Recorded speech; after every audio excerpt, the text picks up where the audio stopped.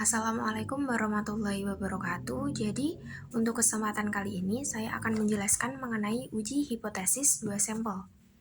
Jadi, uji hipotesis dua sampel ini dibagi menjadi dua jenis. Yang pertama, ada uji hipotesis satu sampel yang merupakan uji mencari kebenaran parameter populasi dari statistik sampel seperti uji rata-rata dan uji proporsi. Yang kedua, ada uji hipotesis dua sampel yang merupakan uji untuk membandingkan parameter dua populasi. Di sini juga bisa dilihat uji hipotesis dua sampel ini dibagi menjadi tiga, ada uji rata-rata, uji proporsi, dan uji varian. Nah, uji rata-rata ini dibagi menjadi dua, ada populasi yang bersifat independen dan populasi bersifat dependen. Nah, populasi bersifat independen ini ada sampel besar dengan uji Z dan sampel kecil dengan uji T. Itu merupakan jenis uji hipotesis dua sampel. Selanjutnya, uji rata-rata bersifat independen dan sampel besar. Untuk jika standar deviasi populasi diketahui dalam rumus itu dan bisa dipahami X bar 1 dan X bar 2 merupakan rata-rata sampel yang diambil dari populasi 1 dan 2 dan yang bawahnya merupakan standar deviasi populasi 1 dan 2. Selanjutnya, jika standar deviasi populasi tidak diketahui, bisa menggunakan rumus yang di bawahnya. Yang X bar 1 dan X bar 2 merupakan rata-rata sampel yang diambil dari populasi 1 dan 2. Dan S12 dan S22 merupakan standar deviasi dari sampel yang diambil populasi 1 dan 2. Nah, selanjutnya ada soal cerita. Di sini dijelaskan bahwa lembaga riset pemasaran ingin mengetahui waktu tunggu para nasabah Bank Syariah Mandiri dan Bank BNI Syariah melakukan transaksi. Sebanyak 75 dan 70 nasabah Bank Syariah Mandiri dan Bank BNI Syariah dipilih secara acak.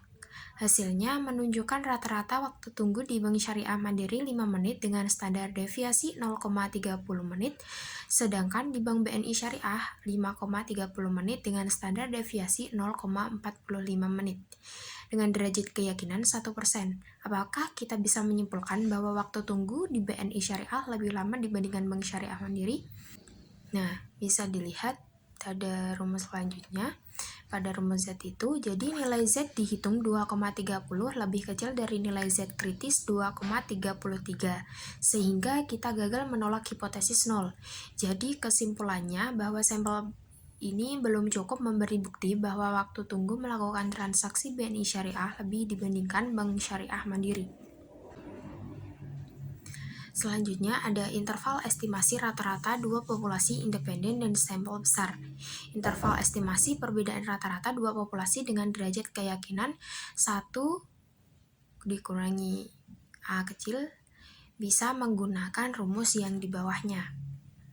Jadi X bar 1 dan X bar 2 itu merupakan rata-rata sampel yang diambil dari populasi 1 dan 2. Terus S12 dan S22 merupakan standar deviasi dari sampel yang diambil populasi 1 dan 2. ZA garis miring 2 merupakan nilai distribusi Z dan N1 dan N2 merupakan jumlah sampel 1 dan 2.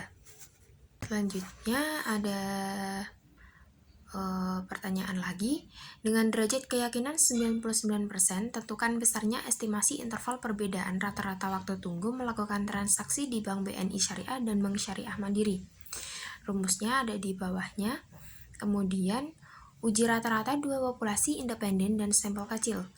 Bila kita mempunyai sampel kecil N lebih kecil dari 30, uji hipotesis statistika yang digunakan adalah uji T. Nah, uji hipotesis dua sampel dengan uji distribusi T harus memenuhi syarat. Yang pertama, populasi harus mengikuti distribusi normal. Yang kedua, dua sampel dari dua populasi yang independen. Yang ketiga, standar deviasi dua populasi adalah sama. Untuk standar deviasi gabungan dua sampel, rumusnya ada di bawahnya, dan uji statistika T perbedaan dua sampel bisa dilihat rumus yang di bawahnya juga. Terus ada soal cerita lagi.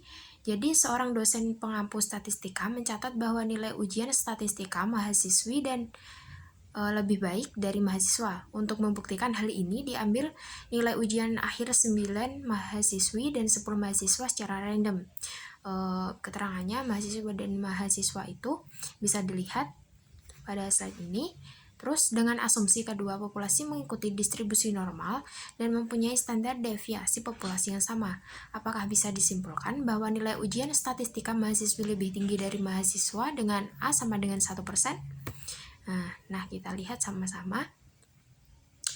Jadi bisa dilihat dari perhitungan ini, bisa dilihat bahwa nilai T hitung 0,2444 lebih kecil dari nilai T kritis 2,567, sehingga gagal menolak hipotesis 0. Hal ini bisa disimpulkan bahwa sampel tidak cukup memberi bukti bahwa nilai ujian statistika mahasiswi lebih tinggi dari ujian mahasiswa. Nah, selanjutnya ada uji rata-rata dua populasi independen untuk sampel kecil dengan Excel. Tabelnya bisa dilihat di sini.